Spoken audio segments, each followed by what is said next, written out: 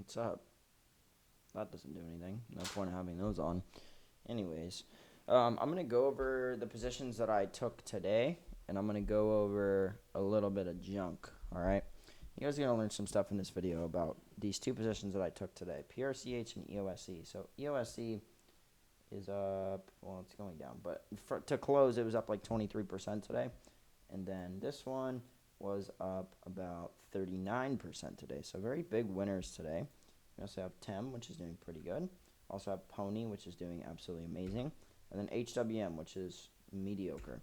But anyways, let's start with what's going on with the market. So let's go to IXIC, not SPY. 10 is above the 20, which is a great sign. If you don't know what I'm talking about, please go watch my other videos.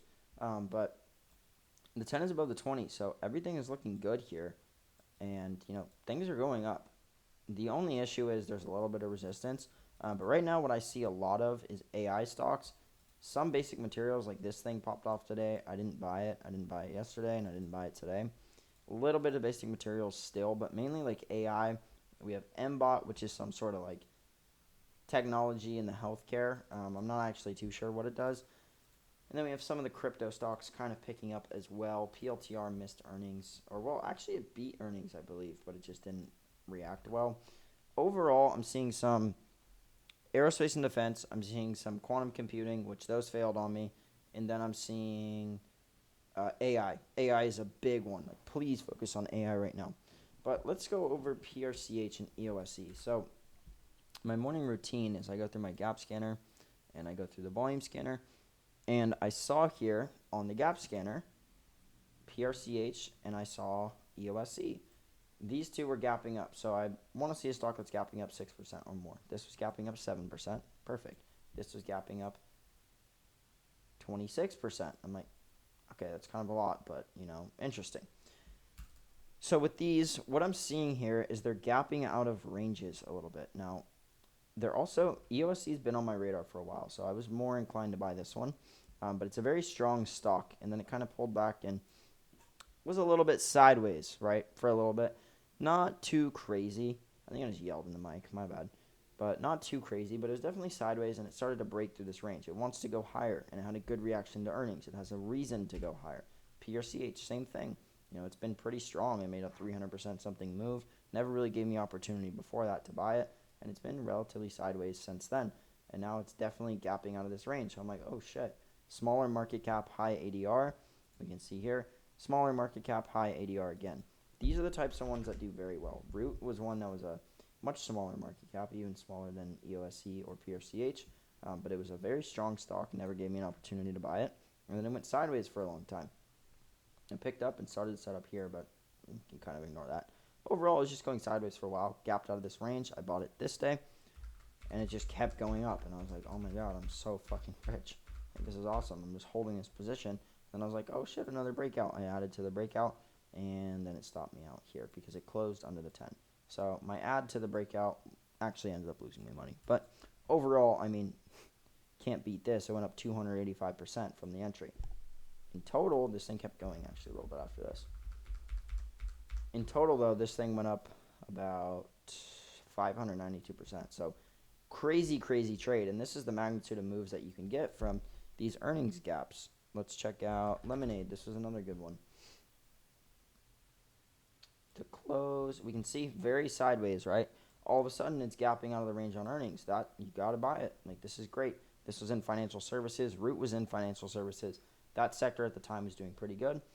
And I bought it. So I bought it somewhere around here. I had not the best entry on it. My stop was pretty wide. But it ended up going up to the top about 140% and then to my exit about 104%. I believe we closed this for around 108% if I'm not mistaken. But either way, very, very good. So right now, the positions that I have are PRCH, I have EOSC, I have TEM, and I have Pony, and I have HWM. HWM, same thing as the earnings gap. We can see, very strong stock. Didn't really give too many opportunities to buy it. Then it gapped on earnings. This is the day that I bought it. And I'm still in this position. It's not doing me too much. It's being pretty slow. It's only up like 6% or so, which I'm not the happiest about. I mean, PRCH alone tops that 32%, so a little annoying. But let's go over why I bought these. Well, you know why I bought PRCH and why I bought EOSC. I just went to the gap scan, saw them gapping in the morning, and I saw that that was on good earnings reaction. So I bought them, and I go over the 1 minute opening range highs. I was actually first to buy EOSC. This was the one that I bought first, and we can see on EOSC, this thing ripped. So a lot of people will tell you, like a lot of swing traders or breakout traders, you'll maybe if you study them, you'll hear don't buy things that are up over ADR. This was up 11%. ADR is 9.83. I believe that that's bullshit, and I believe that you should buy it no matter what, because if it's getting tons of volume and it's going straight up, we can see, we zoom out, look at this volume, the first 1 minute candle, it's huge compared to this previous day. Even, zoom out a little more. These other days, like, there's no volume this high. This is very, very high volume. Things are going straight up. It's getting bought up by funds. It's getting bought up by large investors. You got to buy this. So I bought it. I didn't have the best size on it because my stop is really wide. But not bad, to say the least. Like, this is still... Oh, I just realized you can't even see that volume. Let me go over that again. So move my camera. But the 1 minute volume, you guys can see, very, very high volume here. Very high volume compared to these previous days. You can see that right away. You just zoom out a little bit, and you're like, oh, shit, this is huge volume. Because if you're looking at it like this, you can't tell. There's nothing you can see there. But yeah, so I bought this as soon as the 1 minute highs were broken. Stop loss goes at the low of the day. It never took out the low of the day. It actually went a lot higher. So this thing just kept going, kept going, kept going. And it didn't close the strongest. It's not bad. I mean, it's still up a shit ton on the day. The ADR is 9.83. This is going to take me forever. The ADR is 9.83, but this thing ended up going up 17%. So almost double ADR. I mean, you can't complain about that. Yeah, sure, there's a wick here, and it's not the strongest close, but PRCH is doing a lot better as well. And then ADR is 11, and this is up 40%. So same thing on PRCH. We can go back and we can look. 1 minute opening range highs. So this first 1 minute candle forms. I saw that there was high volume there, and doing that same thing, zooming out.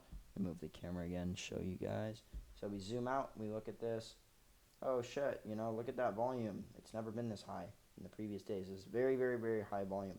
But yeah, we see that, and that is when I buy it. So when the first 1 minute candle forms, I wait for the highs to be taken out. You buy it as soon as it breaks this 1 minute candle high. Stop goes at the low of the day, and you just hold it. And you guys know how to calculate your positions. If you don't, please watch the other videos on my channel. But in the bottom left here, I have the risk calculator, and this basically just tells me exactly how many shares to buy and where to put my stop loss. So it's very, very easy.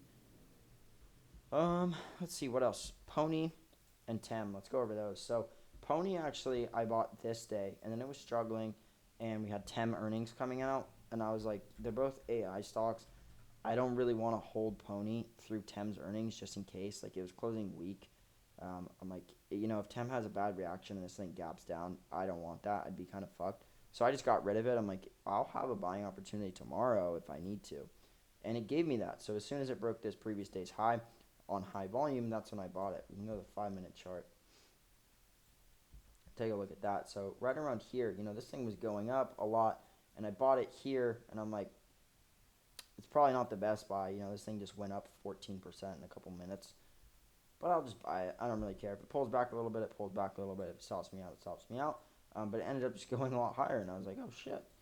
Great, So I bought it here when it broke those previous days' high and stopped at the low of the day. So, again, not a very good stop. 15%, very wide. Same with TEM. This has been kind of a pain in the ass. I bought TEM this day and ended up selling it this day because earnings was coming out.